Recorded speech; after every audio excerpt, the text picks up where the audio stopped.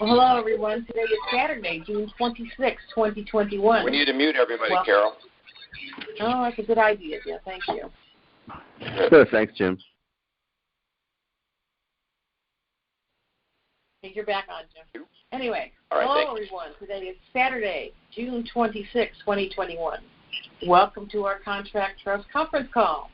We're not accountants, tax professionals, lawyers, or currency dealers. We're not engaged in rendering legal, tax, accounting, or other professional advice.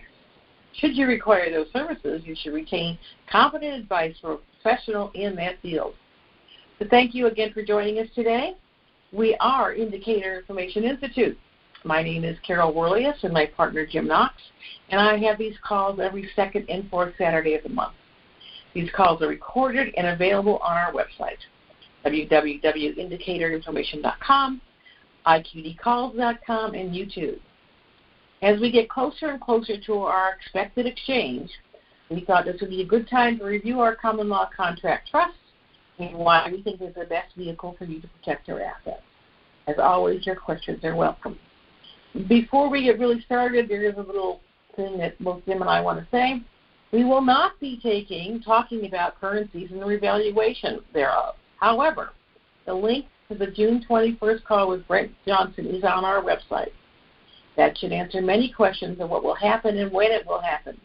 We are not RV gurus. We will not be discussing that information, and after listening to Brent, you will know all that we know.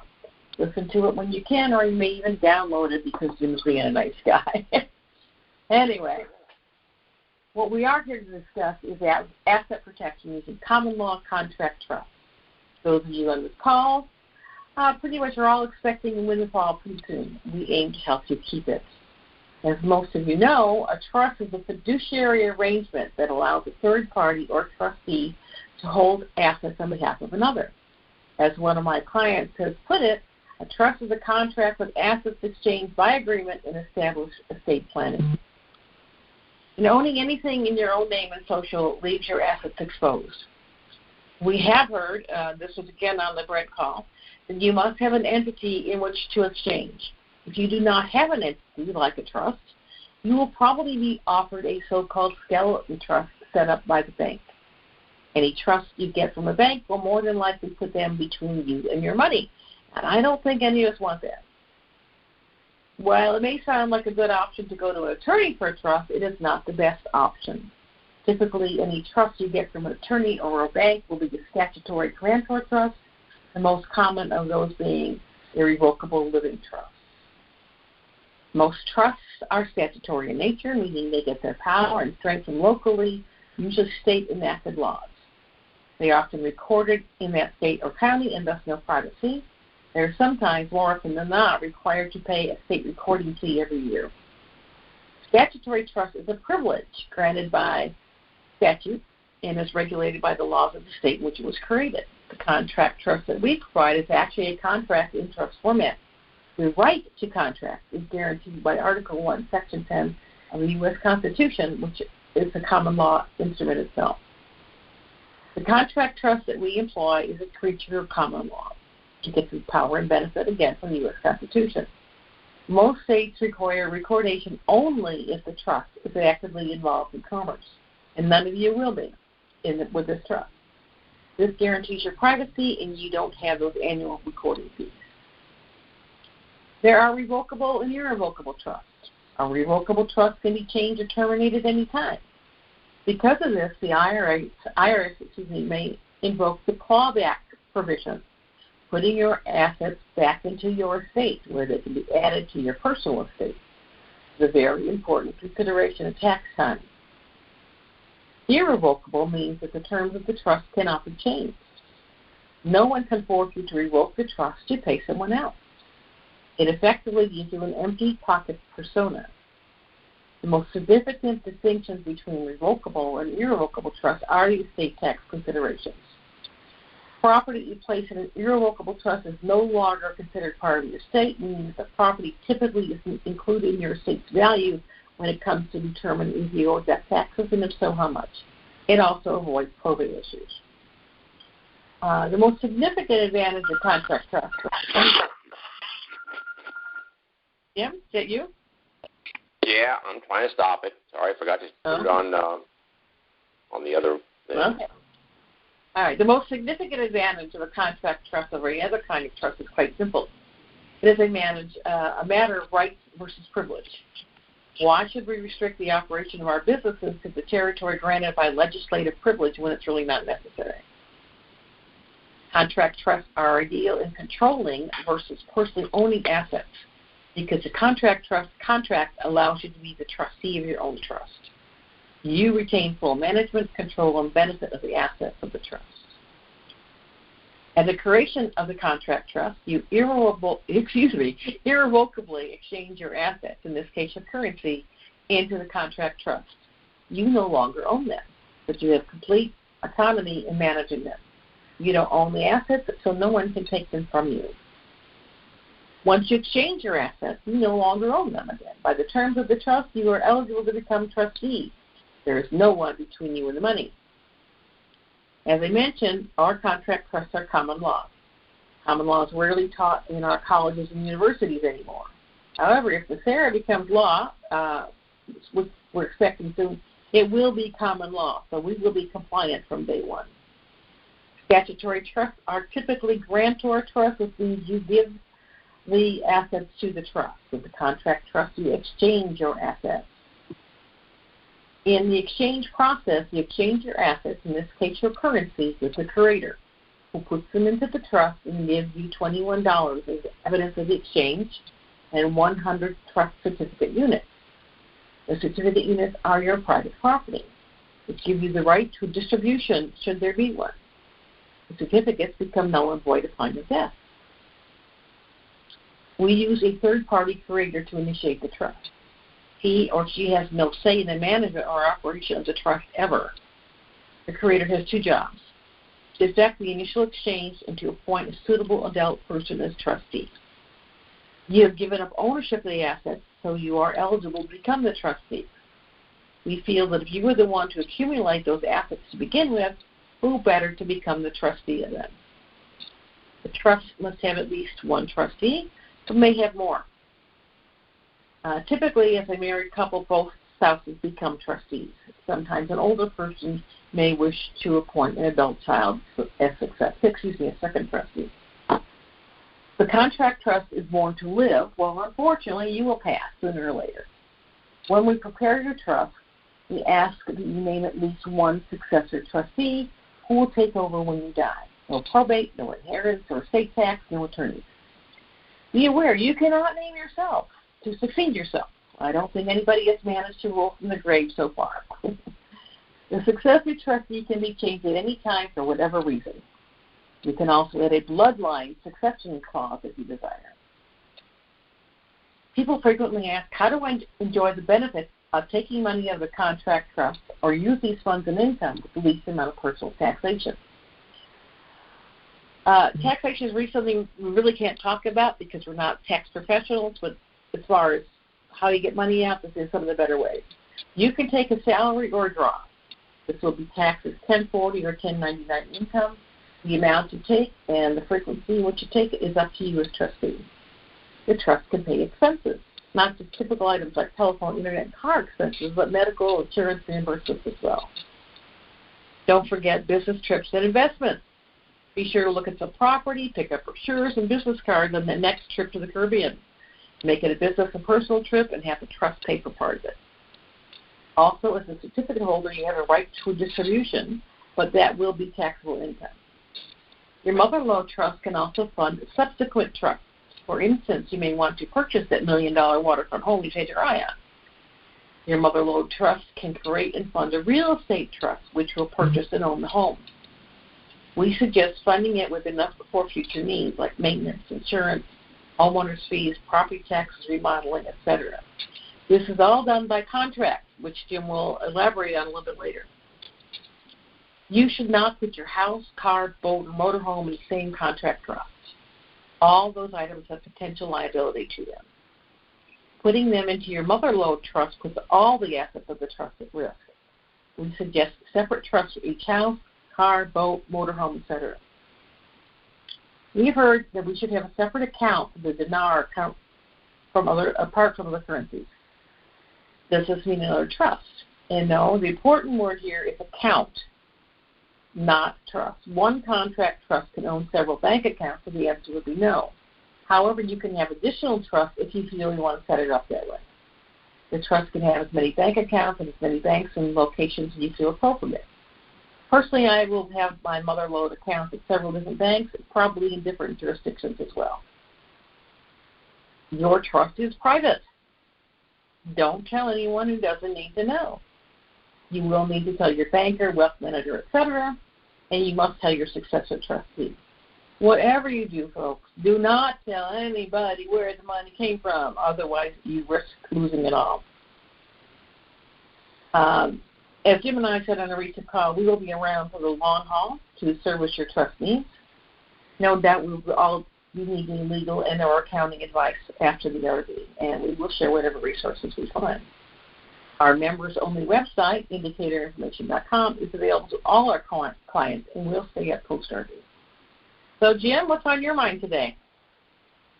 Well, other than the weather here, and it'll be sweltering, and I want to move to Florida, we'll talk about contracts. Okay. So, as Carol was just said, and she did a great job on that, thank you. Everything's ruled by contract. So what we're trying to do here is we know there's going to be a lot of people trying to put their assets in proper entities, and then how they have another entity manage the money.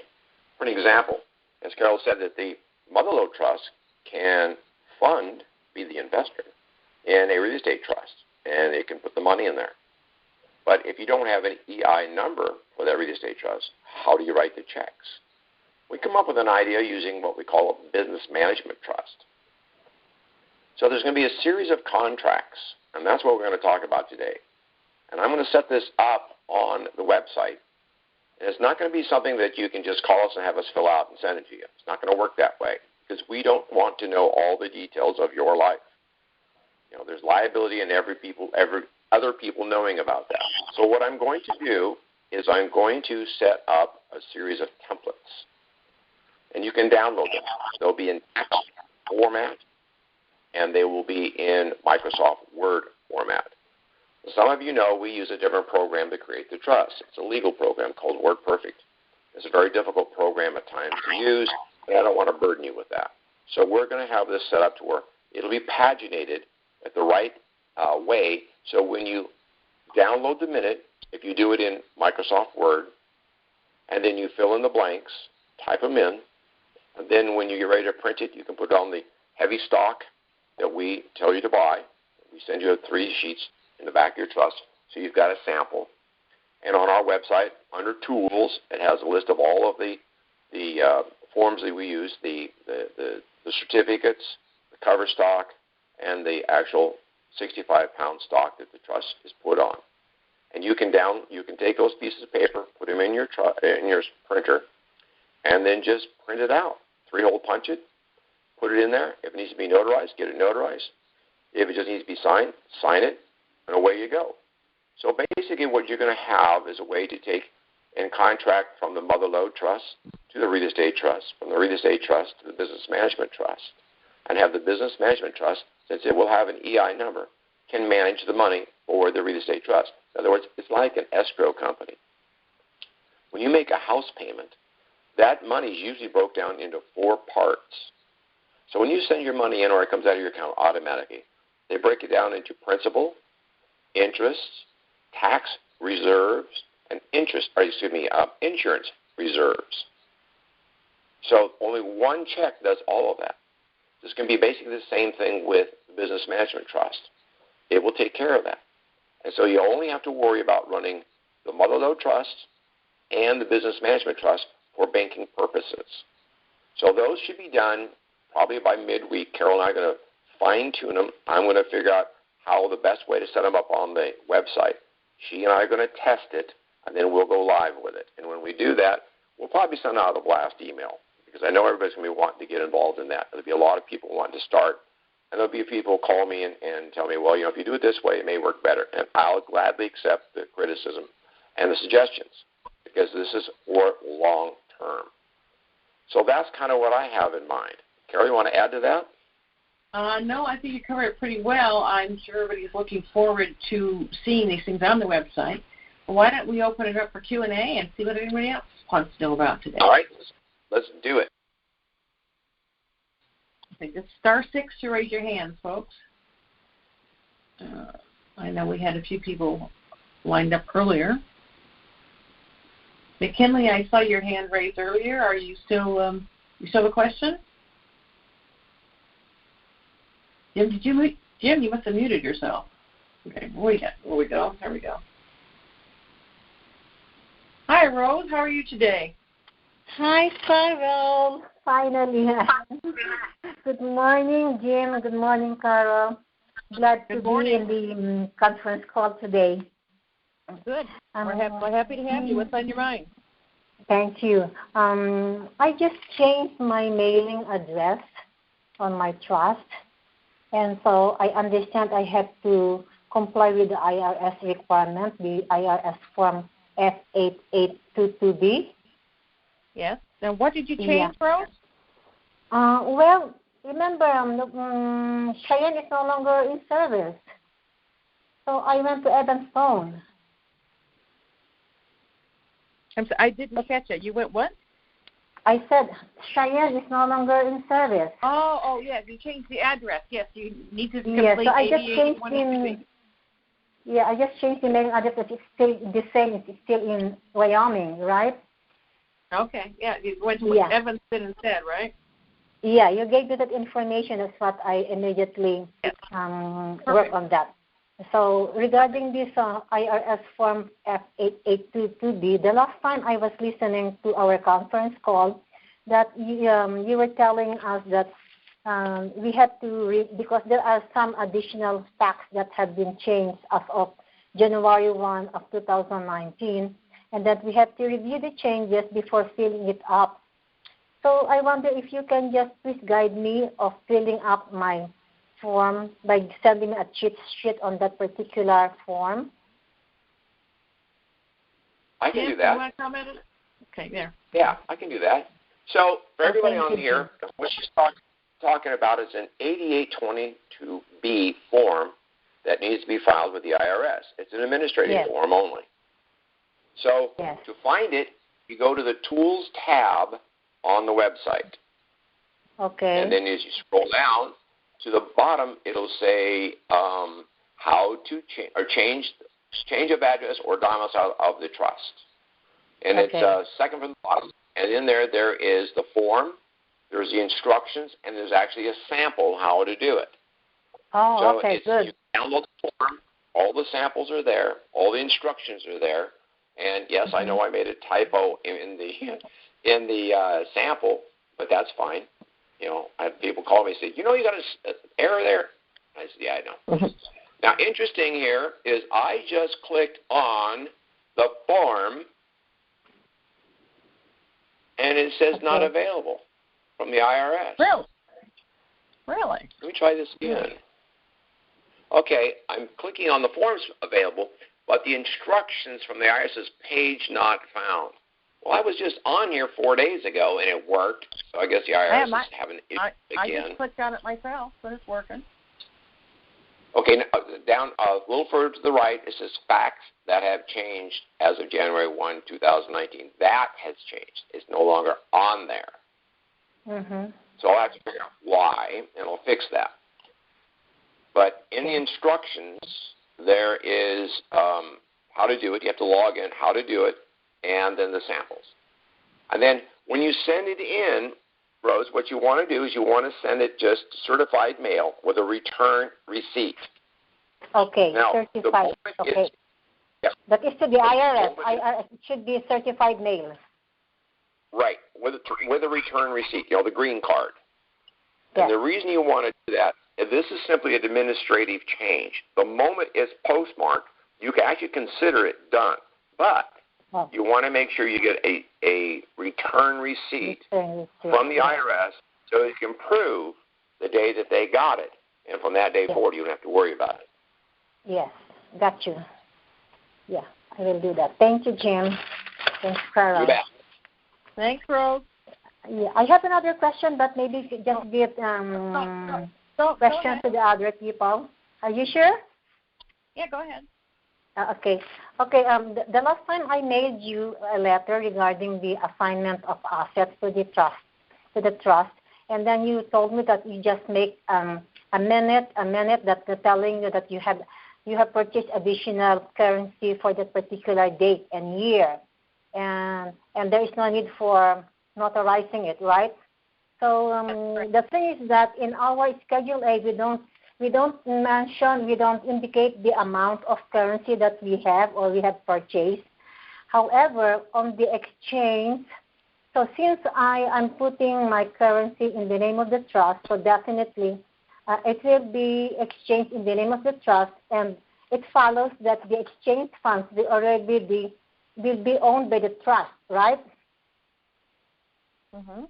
Yeah. And then that will also be recorded in the FinCEN as to how much currency have we exchanged.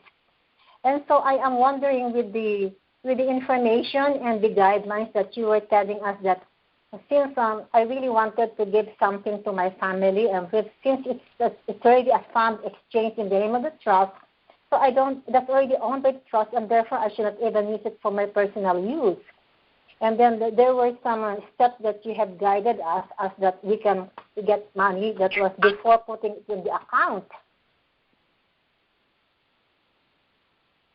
I am thinking, Carol, I'm just asking your advice. Is it okay that I have my currencies in the name of the trust, and there are still some that's still in my name? How about if I will just make maybe 2 appointments? One for the trust and for my name? Will that be better? No. Okay. No, because if you take in your name, you have Social Security, in your Social Security number, you have a tax issue. You've already exchanged it to the... I know. Now, nobody should put the number, the amount of their currency. If you notice, we always leave a blank there. We don't want to know the amount, and you should not put the amount until after you go through, because you don't know exactly what's going to work. Maybe you may have 1 or 2 bills just damaged. They won't accept them. So you don't want to do that. So that after the fact, you can go ahead and write those numbers in. You can then, if you want to, if you have currency in your personal name, you can put them into the trust prior to that by writing them in it. There's ways to work through it. Yeah. Probably should give us a call and let us work with you on the phone on that one. Oh, that's wonderful, Jim. Okay, I will do that, Jim. Thank you so much. Because it is really I don't have, my family is back home in the Philippines, and I really wanted to help my family. And since I am putting everything in my trust, and as I know, the moment it's in the trust, that's in the name of the trust. And how I will be able to help my family, that's the problem. And another thing that I really wanted to discuss with you, Jim, is and Carol is aware of that. How could I possibly send money to my family? And that is what Carol, I mentioned that to you in the very beginning, Carol, right? And and that is really my dilemma, Jim, because my family is back home and just by myself here in America. Well, I think that should be a personal conversation, because we don't want to get too much into your family, how we're going to do that. But generally, it's an easy situation to resolve. So why don't you give us a call, and we'll go over that with you. I will, Jim. Definitely, Jim. Definitely. I will. Thank you so much. I really appreciate it. Okay, right. Thank you, Ro. Bye-bye. Thank you, Carol. Bye. Bye-bye. McKinley. Hey, hello? Oh, yeah. Hi. Yeah, I'm back. Two questions. Well, one statement and then a question. I was on the call with Jim and what's the guy's name the other night? Brent. Yes. That call was so sophisticated. I mean, I got something out of it, but what I got out of it I couldn't apply, because I don't know how many people who are on this call who have currency, who have millions and millions of dollars of currency, but we're never going to have that $1 million and $1 million mindset. So it was kind of confusing. I don't want to go into business. I don't want huge corporations. I don't want money in banks out of the country. I don't even understand it. It's just a minute here. Hold on. It's not that difficult. What he was giving is the biggest picture possible. You don't have to go all that way. If you want to do it just locally, do it locally. But he's letting people know that if you have that kind of money, you do want to go into that international realm, he's got the contacts to help you do it. I don't want to go into that myself. I probably do a little bit of it, but I'm too dang old and broke up to really worry about all that. Yes. So don't. Okay. The thing is, he's going to tell you he'll help you find those wealth managers domestically and internationally. But what he was really trying to emphasize is if you really have a lot of money, you need to be looking internationally, not domestically. And that's what I got out of it. And I've talked to him since then, and that's what I'm going to do. But it's remember, we weren't even supposed to know about this. Okay. This was supposed to be hidden from the public. Well, it didn't work out so well, did it? So they never anticipated people like you or me coming into this. So they didn't build it to make it simple. They built it for them. So if you're going to practice or go into that big realm, well, he's saying that here's the people you need to hire. He knows that you don't know how to do this stuff. He's tier 3. He's educated. He's been playing this game for a long time. And that was one of the reasons why we want to get him on there is because he has the contacts, and he will share those contacts with us. And then basically what he was saying is you won't be able to manage this money. There's an impossibility for you to manage this money unless you're well-trained. But here's the people who will manage the money for you. And that's all he was trying to do is open a horizon or show you that on the horizon there's a way to do this. So if you decide, because your family may be large, and you figure you want to supply generational wealth, you're not going to be able to do that on your own. There's no way. Okay. So what's going to happen is you're going to have to hire somebody like that. So that's what he was saying. Okay. That makes it that just gives me something else to think about.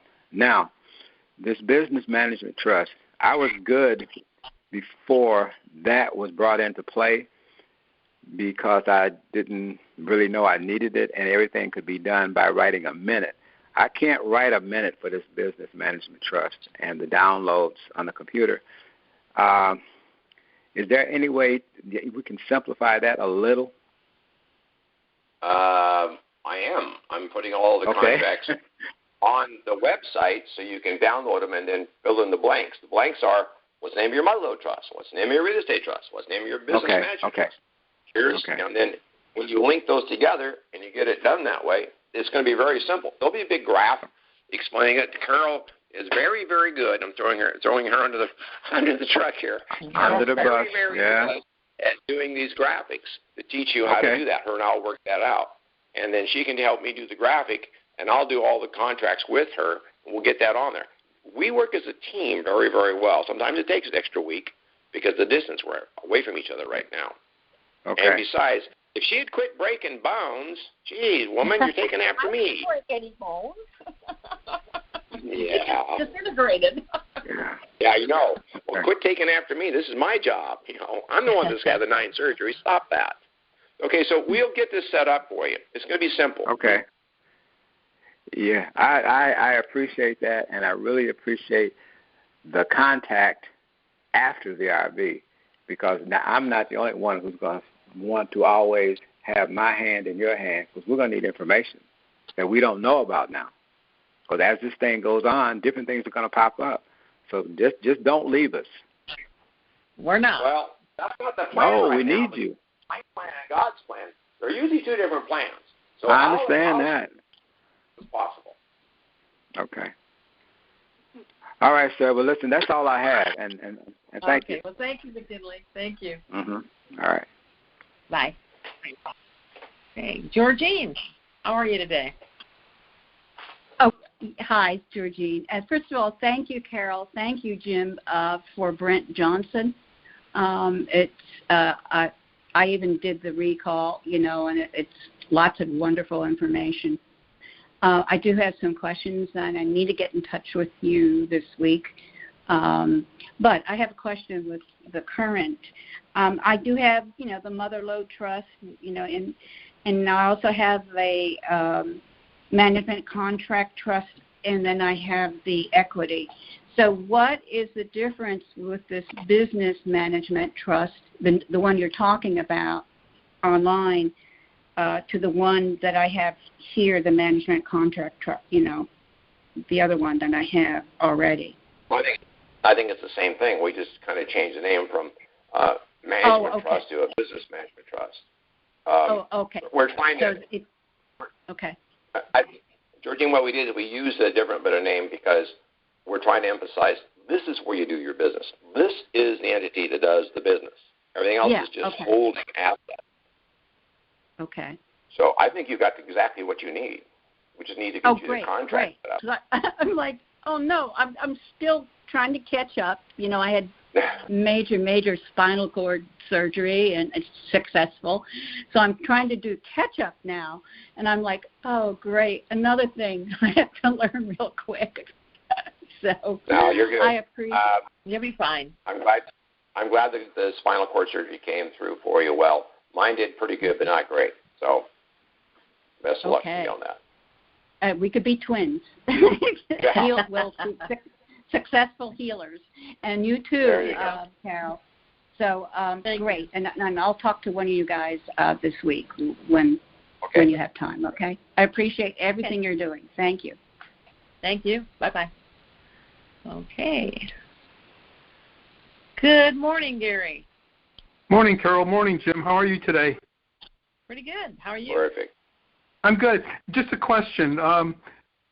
When we get ready to buy a house, after the RV and everything like that, if I wanted to buy it with somebody else's name, like assign a president to be able to buy the house, I'm looking for the information on that online, and I cannot find it anywhere. How to do that? Don't we have that minute online, Jim? There's a minute there, but the information is basically in the trust where it tells you what you can do, and you just have to create a minute that does that.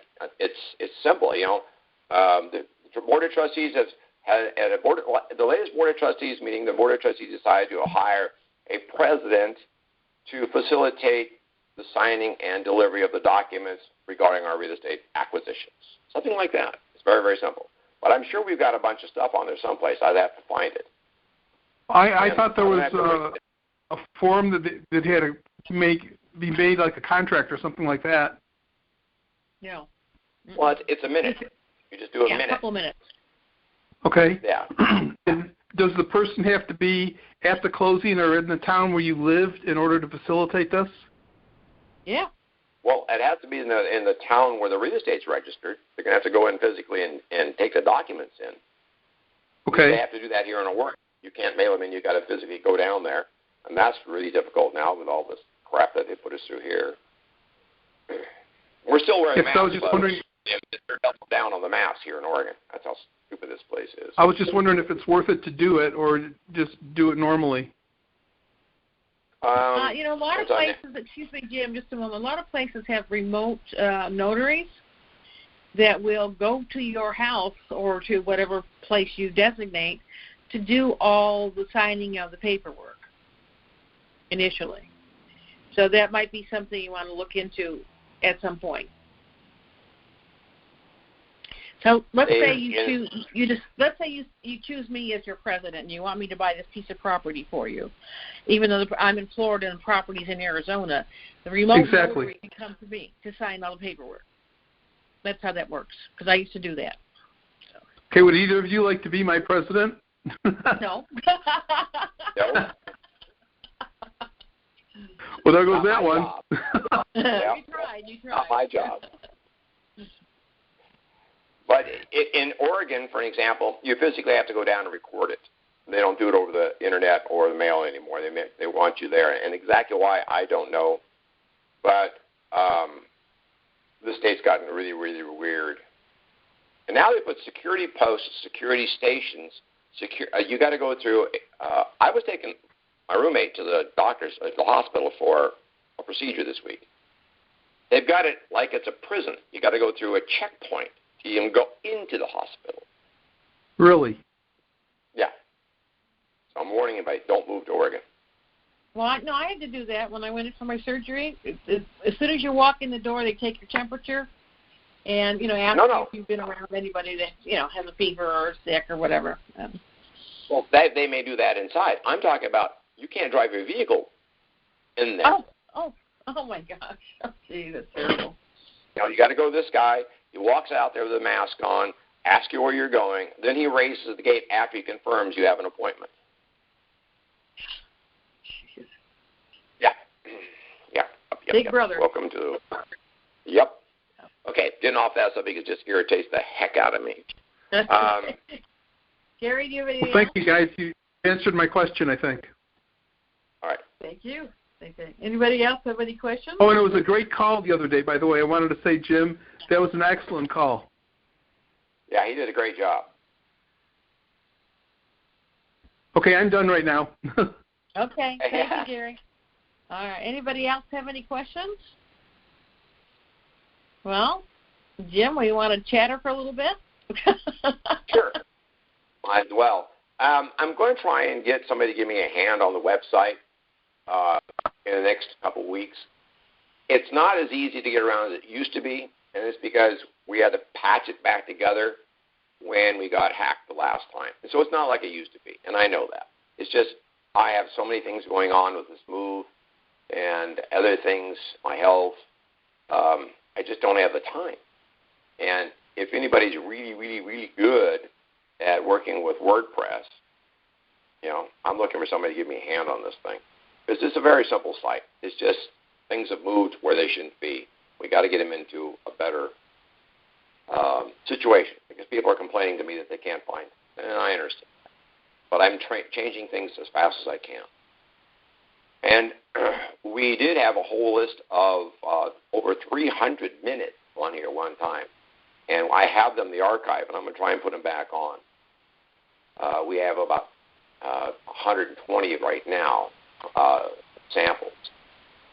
But I have over 800 minutes that need to be converted to work for a trust. What I'm using is basically a corporate minute format. All I have to do is go in and modify the words so where they work for us instead of a corporation.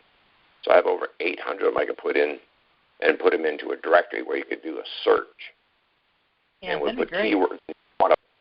Yeah. But I need help doing that. I just don't have the hours in the day, and I'm getting too old to be working these 18-hour days. Okay, guys, the word's out. He needs some help. So we do have a few more questions here, Jim, if you're ready. Okay. Let's do it. Karen. Area code 786. Karen? Yes. Hi. You, girl. Hi, you're breaking up. Carol. Yes? You can hear me? You're breaking up, but we can hear you a little bit. Yeah. All right, Karen, go ahead. What's your question? Oh, I was asking, once I exchange my currency in my trust, I was wondering how can I withdraw money out for my personal use? Well, I went over a couple of ways, several ways you can get money out of the trust. Initially, okay. we're all going to want to get some money out of the trust initially. If you pay yourself a salary or reimburse yourself for all the money that you spent buying currency. Reimburse yourself for the cost of the trust. Reimburse yourself for any number of things. So you get you some cash up front. Do I have to fill out the minutes once I do that? Whenever you do something like that, you can do a minute, yes. Oh, okay. All right. Okay, thank you. You're welcome. Bye-bye. Bye. Neil. Okay, before you go forward. Okay. Before we go forward to the next question, I want to test that. Hang on a second, Neil. Hold on, Neil. Okay. Sorry. Everybody seems to be afraid of doing a minute. It's really, really, really, really simple. For example, at a trustees meeting, it was noted that by the trustees that the domicile of the trust organization changed from the old address to the new address. Dated this date, and then you sign it, and then you 3-hole punch it, and you put it in a binder. It's simple. It's really, really simple. Everybody's all afraid of, well, what kind of a minute do I write? Handwrite it. You don't have to type it up. Just handwrite it out. Whatever works for you works for the trust. It's private. Okay, I'm off my podium now. Go ahead. Okay, and also, folks, what you're doing is leaving a record for your successors, so they know what you did, when you did it, and why you did it. That's why you keep minutes. So you know what happened. All right, Neil, let's go back to you. Let's see. Okay, there. Neil, you're unmuted. Okay. Hi, Carol and Jim. How are you?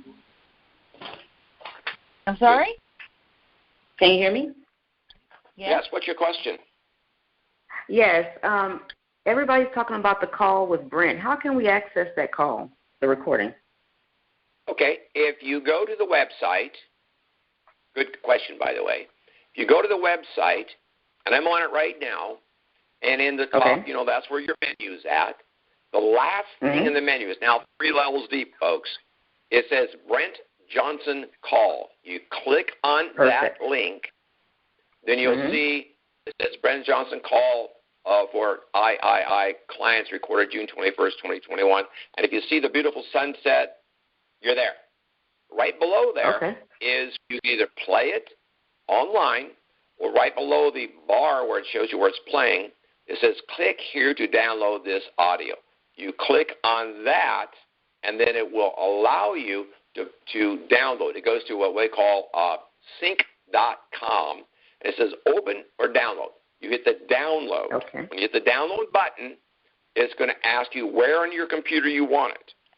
It pops up and says, you know, downloads. And this is file name. And the file name is there. And if you pick the folder you want it in, then you push save. Once it's saved, you go back to that folder. You double-click on it, and it plays for an hour and 48 minutes, I believe. And you can stop it as often as you want. All right. That was my only question. Thank you, guys. Thank you. All right. Perfect. Okay. Let's see who's next here. Daphne, you're up. Hi there, Carol and Jim. My question had to do with signing in to the website. I saved the password, but it's not in there anymore. Was that because it was hacked and the password's been changed, or what? No. The password that was hacked 6 months, 7 months ago. So the issue on the password, they're very, very strong because we've been hacked. We're getting approximately, well, let's see, I can tell you exactly. I'll go in here and get that number for you real quick. But these passwords are almost impossible to remember or write them down. You need to use a program, and RoboForm is free, and it's not hard to use. We highly recommend that you use it. Okay, so I'm showing you right now that we've had 951 attempts from the Russian Federation this week. We had 62 from Singapore, 40 from the United Kingdom, 32 from the United States, and 26 from China, and just in the last week. So we're trying to prepare and protect all of our data. And it's a full-time job for me. I got to go in and fix this stuff constantly. So if you would, when you get your password, we can reset it for you, but it's going to be a real long one. When you get your password, if you would start using a RoboForm, and to find out more about RoboForm, I'm going to go back to visit the site. It's in the Tools tab at the top in the menu, and it says, a word from the webmaster, yada, yada. Okay, RoboForm is the first one, a password manager program that I've been using. I manage over 300 usernames and passwords. There are 2 links there, an overview of how RoboForm works on YouTube and tutorials on RoboForm for YouTube, on YouTube. If you want to buy it, it's $30 a year. If you want the free version, they give you 10 passcodes. In other words, you can store 10 passwords for free. What you do the first time that you install the program, get it working, and the next time that you use you want to get into the site, when you fill it in, it'll ask you, do you want to save this? Yes. You click yes, and the next time you want to go back, then you open up. You don't even have to open up our website. You just go click on the little icon, green icon, says RoboForm, and you look for indicator. You click on that. It will load the website, insert your username and your password, and actually open the website with one click. You never have to worry about that password ever again. Okay, thank you. You're welcome. It makes life so much easier, folks. I mean, I've got it not only on my computer, I've got it on my telephone as well. It really makes your life a lot easier. So, and it's not just for us. I mean, it's for all everybody. Who are using passwords. Yeah. You know, you should your be bank, using this thing. Everything. Yeah. Yep, and it's secure, and it's encrypted. They also have, when you pay for it, they'll allow you to load it to the cloud if you so desire. So you can actually access this from somebody else's computer if you're going to go and say you want to go show them something in using our website, for an example. You're visiting your relatives, and you want to show them that, you know, here's the minutes, how you do this. From a remote computer, you can actually use it. That teaches you how to do it. And you can actually open it up just like you're on your own computer from someplace else. Yeah, well, actually, when Jim was here a couple months ago, he needed to get into his RoboForm from my computer, and he was able to with just a couple of clicks. Not a big deal. Yep, and it's simple to do. It is really simple to use. You will, once you do it 2 or 3 times, you go, phew, this is simple.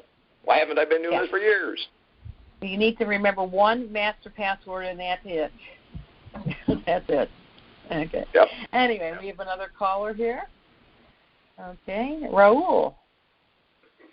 Raul, are you there? Hello, Carol and Jim. How are you guys? Hi. We're good. Good, Raul. Hello. I want to ask, a woman asked about writing a minute to pay herself, and I was wondering about this. With respect to the mother loads that's going to fund the management trust, can you just pay yourself in the management trust without writing a minute? You could. I don't recommend it because then there's no record of why the money's coming out and why it's being paid. I see what you mean. Because I thought that the management trust was to fund the real estate trust, the automobile trust, et cetera, with one check that's printed by Wells Fargo. No. In other words, a checking account. I misunderstood that completely. So could you straighten me out on that? Yeah, you kind of got it right. The mother load trust is going to fund the real estate trust, but it has no place to put the money because the real estate trust does not have a bank account. So the real estate trust has a contract. That's why we're building these contracts for you to put the money in the business management trust. Now, when the money goes to the business management trust, the business management trust can then, of course, it'll have a minute in there saying, oh, it's received this, and it's doing this, this, and this, because it has to have some record of it for your successor trustees. So that's what we're building right now. We're building all this paperwork, and it's not a lot. It's very simple, 2 or 3 pages, and you'll put 2 or 3 pages in the real estate trust, one in the in the mother load trust, a couple in the business management trust, and that's it. And then you just go. And then it just writes the checks however you want to do it. But we have to make sure that is papered properly. Okay. Well, right now I already have the mother load trust, and I do have a management trust. And I do have a contract between the management trust and the mother load trust. So you guys sent it to me. Is that still valid? I mean, is that still in operation, or do I do what you just said, in other words? So it's still operable. Yeah, it is, but you haven't got the third trust. You haven't got the real estate trust, or you don't have the car trust. So those trusts... I don't have that yet. No, so when I get that, there'll be a contract an agreement written between the real estate trust and the management trust? Correct. Okay. And then you're saying that when I do transfer money to buy a house, whatever, that there needs to be a minute there, right? Well, there has to be a minute for the real estate that's going to be done probably when the mother load trust is going to fund the real estate trust, but it has no place to put the money. So the management trust, the mother load trust, they say, where do you want to put the money? So that's part of the deal. They'll put it in the business management trust, and that's what the minute is. It is diverting the money over from the real estate trust to the management trust on a contract to manage the money. Okay, let's put it this way. I'm going to fund my management trust from the mother lode. I'm going to put a ton of money in there. So now I buy a real estate from you guys, and it'll come with an agreement that works between the real estate trust and the management trust? Right. And then you're going to have other agreements, other contracts as time goes on. Let's say that you decide you want to rent the property out. Well, you need a minute for that. You need a contract. I gotcha. Okay. That's what we're putting on the internet. Okay, I understand now. Okay. I was trying to, I've written minutes before, but I was just trying to avoid doing it. I thought I would just write a check to pay myself. But I think I'm already doing that because I'm agreeing to pay myself a certain amount of money per month based on the management trust. So I've already done that one. Yeah. Am I confusing you? Each property that you participate in, each trust you participate in, you can actually draw a salary from each one because you are managing. Oh, okay. You are running. I see. So when I draw those funds as stipends from a management for monthly or whatever, that doesn't have to be a minute, does it? No, that's in the contract. That's your original minute in the contract saying that you decided to. Okay, that was my question. Okay, because I think I'm going to do that. I'm not afraid to write minutes, but I just wanted to find an easier way to, because you guys put even an example of the type of checks that Wells Fargo could print for me. But it will all be from the EID number that's in the management trust. Right. Okay. Well, from the bank account, through the business management trust. Yes. Okay, I think you've answered my question. Thank you very much. And Jim, one more question. The recording muffled up when some lady asked about where to find the Brent Johnson recording. What tab was that in? Was that new tab or tools? No. There is a new tab. It's at the bottom of the menu, and it says Brent Johnson Call. Okay. All righty. Click on it to the page, and then there you can listen to it or you can download it. Download it. Okay. Well, thank you very much, guys. Appreciate the information, and you clarified some thoughts, so I really appreciate that. Nice. And catch you later. All right. Okay, bye-bye. Okay, our next caller is area code 904. Carol. Yes. How you doing? I'm doing well. How about you? I'm doing good. You coming along pretty good? I know who's on here. I know who 904 is. He called me earlier today when I was just waking up and I was not feeling good. And I tried to get rid of it as fast as possible. You know why I did that. But I'm doing better now. I know you're concerned. I'm doing better now. I just hurt my back really bad yesterday. And I was trying to get out of bed when you called. Anyway. I got you. I'm glad you're feeling good, Jim. But I had one question I wanted you to hit again. Go back over. Is that RoboForm, F-O-R-M? Yes. ROBOFORM. RoboForm. And like a robotic can you hit that again? Can you just hit it again so I can get that down so I'll be able to get right on that? Okay, it's RoboForm,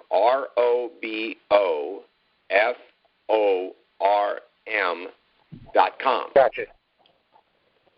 Now, let me check on the .com here real quick because it's owned by another company. Let me see if they just give me a second.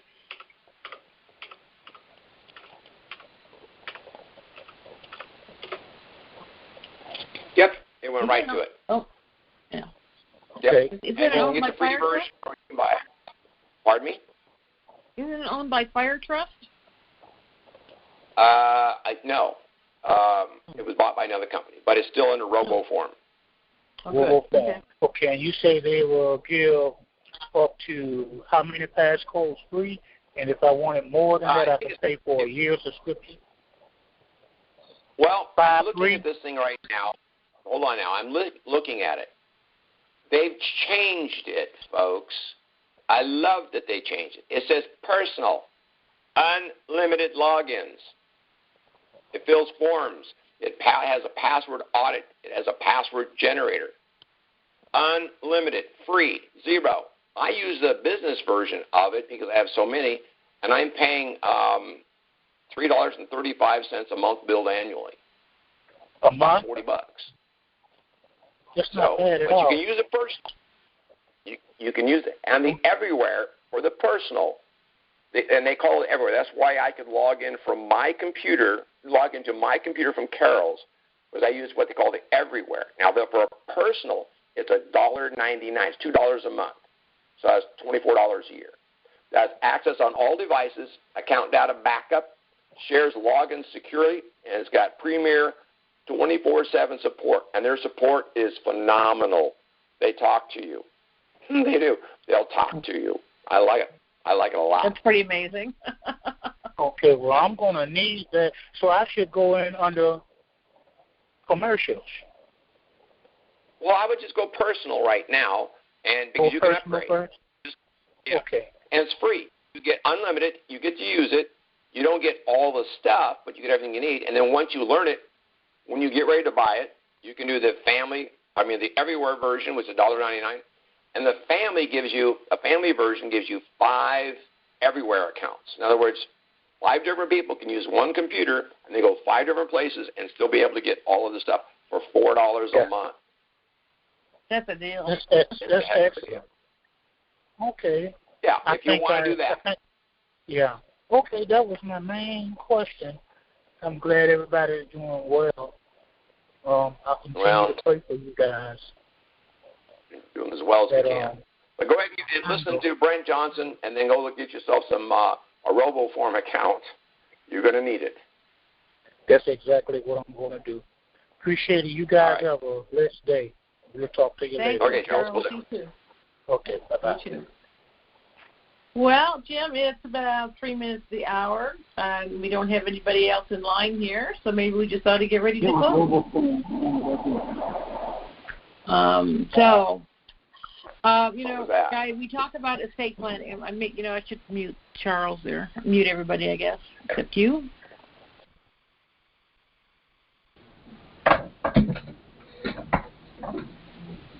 Okay. Can you hear me? Yeah, I can hear you. Okay. Okay. Oh, you're muted. All right. It says muted. All right. So anyway, so what we talk about basically is estate planning.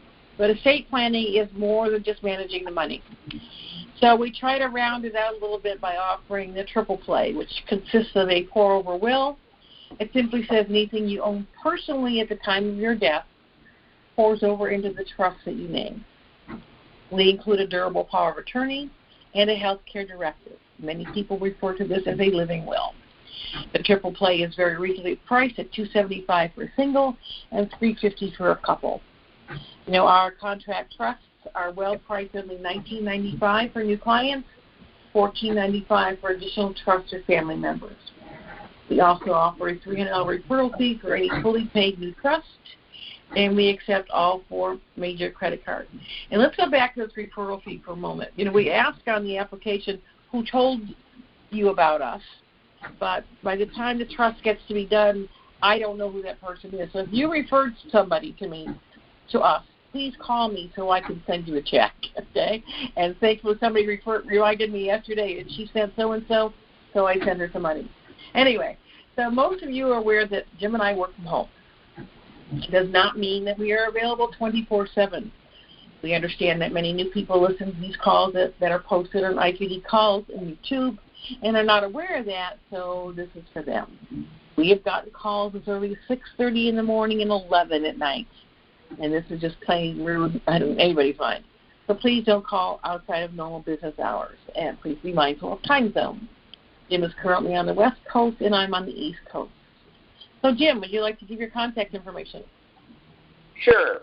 Best number to call me right now is 866-341-6907. You can email me at security@indicatorinformation.com. I work Monday to Friday, 9 o'clock to to 6 o'clock every day. I don't like working weekends. I need some time away from this computer. It's driving me crazy. So, Carol, that's all I have to add.